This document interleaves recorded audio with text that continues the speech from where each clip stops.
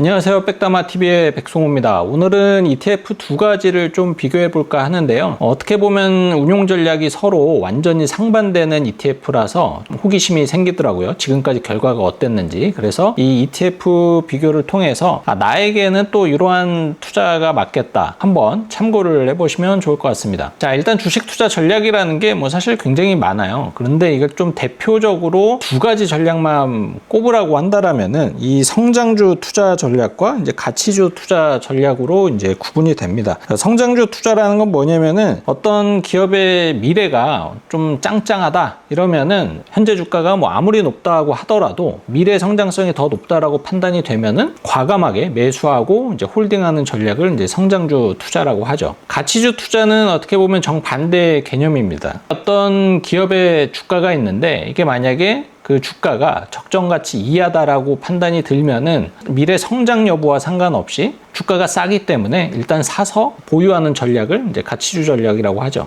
그리고 이 가치주 투자는 미래에 아무리 성장성이 높다라고 하더라도 주가에 어떤 거품이 생겼다라고 판단이 들면은 보유하지 않습니다. 수익 실현을 하죠. 그래서 한 10년 전에는 이 가치주 투자가 사실 엄청나게 또 인기가 많았고, 근데 지금은 또 이 가치주 투자에 대한 이야기가 사실 많이 안 나오는 것 같아요. 자, 그런데 이 ETF라는 것을 통해서 보통은 이제 패시브 투자, 어떤 인덱스 지수를 추종하는 투자, 이런 것들을 할 수도 있지만 또 어떤 테마라든지 섹터에 따라서 성장주와 이제 가치주 투자를 할 수도 있는데, 지금 제가 봤을 때 이 성장주 투자로 가장 대변할 수 있는 ETF는 이 코덱스의 미국 서학개미 ETF를 제가 개인적으로 좀 꼽고 싶고, 가치주 투자하면은 지금 라이즈의 버크셔 포트폴리오 탑 10이라는 이 ETF가 가장 맞을 것 같아요. 그래서 이 두 가지 ETF가 운용 전략이 어떻게 보면 정말 정반대인데, 그렇다면 지금까지 투자 성과는 어떻게 되고 있는지 궁금하더라고요. 물론 서학개미가 압도적일 것이다라는 것은 알고는 있지만, 과연 또 버크셔의 운용 전략은 지금까지 어떠했는지도 좀 살펴봄으로써 나에게 가치주 투자가 맞는 사람도 있을 거고 또 성장주 투자가 맞는 사람들도 있을 건데, 이 ETF 비교를 통해서 나에게 맞는 ETF 투자 스타일을 또 한번 찾아보시면 좋을 것 같아서 한번 비교를 해봤습니다. 서학개미 ETF는 23년 말에 상장이 됐어요. 그래서 사실 이제 한 1년 정도 됐고요. 총 보수는 0.25%입니다. 수익률은 최근 1년 수익률 굉장히 화려합니다. 무려 86%의 성과를 내고 있고요. 상장 이후의 수익률은 이제 93%의 성과를 거두고 있습니다. 그러니까 1억 투자했으면은 9,300만 원 벌었다라고 이제 해석을 해도 되겠죠. 그리고 이 코덱스의 미국 서학개미 ETF는 2024년도 한 해 동안 가장 높은 투자 성과를 기록한 ETF이기도 합니다. 이 미국 서학개미 ETF는 사실 출시할 때 굉장히 좀 파격적인 ETF였어요. 왜냐면은 이게 운용 전략이라고 하는 게 흔히 말하는 이제 서학개미들, 그러니까 사실 개인 투자자들이거든요. 이 개인 투자자들이 지금 현재 어떠한 미국 주식을 사고 파는지 이걸 그대로 포트폴리오로 이제 구성을 하겠다라는 이제 컨셉이잖아요. 근데 불과 몇 년 전까지만 하더라도 개인 투자자들은 기관과 외국인 이렇게 개인 투자자 세 그룹 중에서 가장 수익률이 안 좋았던 그룹입니다. 그런데 어떻게 보면 기관 투자자 입장에서 전문가들의 어떤 운용 전략을 배제하고 100% 개인 투자자들의 어떤 투자 판단을 그대로 포트폴리오로 이제 구성을 하는 ETF를 만든다? 사실 굉장히 좀 파격적이었죠. 그만큼 이제 개인 투자자들의 위상이 많이 올라갔다라고 이제 평가를 받을 수 있었던 사건이기도 했고, 실제로 지금까지도 그렇지만 이 서학개미들의 빠른 정보 습득, 그리고 빠른 판단, 과감한 투자 결정, 이런 것들이 어쨌든 지금까지는 굉장히 압도적인 성과를 거두는데 일조를 하고 있어요. 그리고 이 서학개미 의 포트폴리오를 이제 쫓는 ETF가 요 코덱스 말고 타사에도 이제 하나 더 있는데 운용 성과가 좀 적지 않게 차이가 나거든요. 그 배경의 가장 큰 이유 중에 하나는 뭐였냐면, 코덱스는 특별히 위험 관리에 신경 쓰지 않았다 이렇게 표현하기는 어렵지만 서학개미의 운용 전략을 최대한 따라가는 걸로 이제 결정을 했습니다. 예를 들어서 타사는 서학개미가 투자를 했다라고 하더라도 이 재무제표가 양호하지 않으면은 그 종목은 이제 뺐어요. 위험 관리를 한 거죠. 근데 이 코덱스의 미국 서학개미는 그런 거 신경 쓰지 않았습니다. 지금 현재 적자고 적자가 계속되고 있고 불안하다 하더라도 서학개미가 샀다?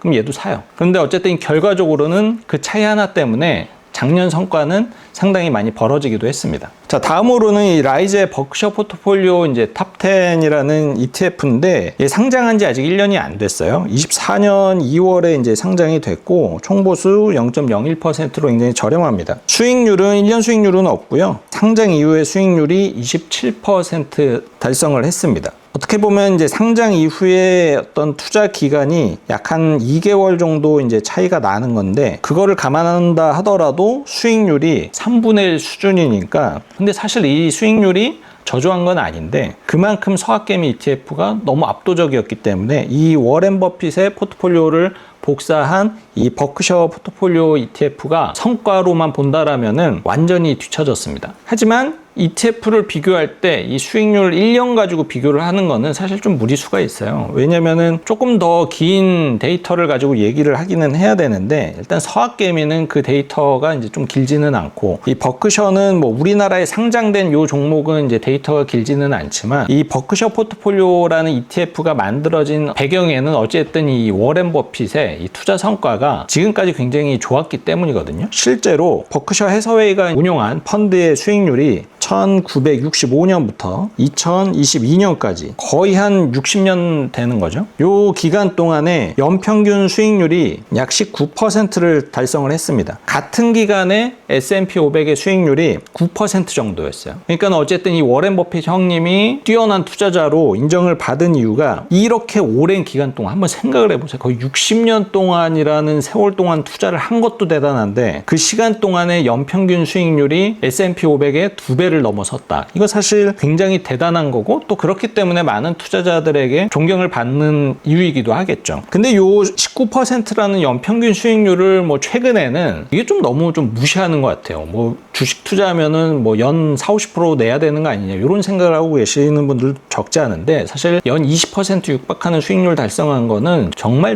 대단한 거죠. 실제로 이 60년 동안 19%의 수익률을 기록을 했다라는 것은 투자 원금이 무려 37,000배 벌어졌다라는 거예요. 그러니까 1,000만 원 투자를 했을 경우에 그 돈이 370억이 됐다라는 거죠. 그리고 지금까지의 데이터로밖에 얘기를 할 수는 없지만 어쨌든 워렌 버핏이 운용하는 펀드는 어쨌든 손실을 보지 않았다. 그러니까는 정말 대단한 운용사인 거고 그래서 워렌 버핏이 선택하는 종목을 그대로 복사를 해서 투자를 하겠다라는 게 바로 이 라이즈의 버크셔 포트폴리오 이제 탑10이라는 ETF죠. 자, 그러면은 코덱스의 미국 서학개미와 그리고 이 라이즈의 버크셔 포트폴리오 탑10 이 두 가지 ETF 중에서 어떠한 ETF를 선택을 하는 것이 더 좋을까? 사실 정답을 고르긴 좀 어렵고 본인의 투자 성향과 재무적 목표, 투자 목표에 따라서 선택지를 좀 달리하면 될 것 같습니다. 일단 서학개미 같은 경우에는 굉장히 과감한 이제 공격수죠. 그래서 내가 만약에 투자 원금이 크지 않아서 좀 많은 수익률이 필요하고 그리고 나는 막 변동성이 좀 심하더라도 어차피 투자하는 거 수익률이 높은 게 나는 더 좋을 것 같다. 그리고 나는 좀 장기 투자보다는 단기에서 중기 정도로 투자 기간을 두고 최대한 빨리 높은 성과를 거두는 게 목표다. 그런 분들은 요 미국의 서학개미 ETF가 더 적합할 수는 있습니다. 반대로 나는 일단은 투자 성향이 이렇게 공격적이지 못하고 대신에 매달 집어넣을 수 있는 돈의 크기가 적지 않고 또 투자 기간 역시 뭐 20년, 30년 동안 길다라면은 이 가치주 투자의 대명사라고 할 수 있는 이 버크셔 포트폴리오 ETF가 더 적합할 수는 있겠죠. 그리고 참고로 말씀을 드리면은 요 미국 서학개미 ETF는 구성 종목이 이제 매달 바뀌고 이 버크셔 포트폴리오의 구성 종목은 이제 3개월에 한 번씩 바뀝니다. 그러니까는 시장을 쫓아가는 그 속도가 얘가 압도적으로 훨씬 더 이제 빠르다라고 볼 수가 있고요. 얘는 그런 측면에서는 조금 아쉽죠. 그러니까 워렌 버핏이 어떤 종목을 선택을 했는지 실시간으로 알 수가 없으니까 그거를 빠르게 쫓아가서 열매를 먹는 게 사실상 좀 어렵다. 그런 게 좀 아쉬운 ETF이기는 합니다. 근데 어쨌든 나는 요 성장주냐 가치주냐 이 두 가지의 선택지만 있는 거는 아닙니다. 그래서 나는 서학개미는 너무 위험해서 싫고 버크셔에 투자를 하자니 또 이 워렌 버핏 형님이 사실 나이가 굉장히 많아요. 그게 또 좀 불안한 변수다라고 생각을 하시는 분들은 개인적으로는 그냥 S&P 500 인덱스에 투자를 하는 게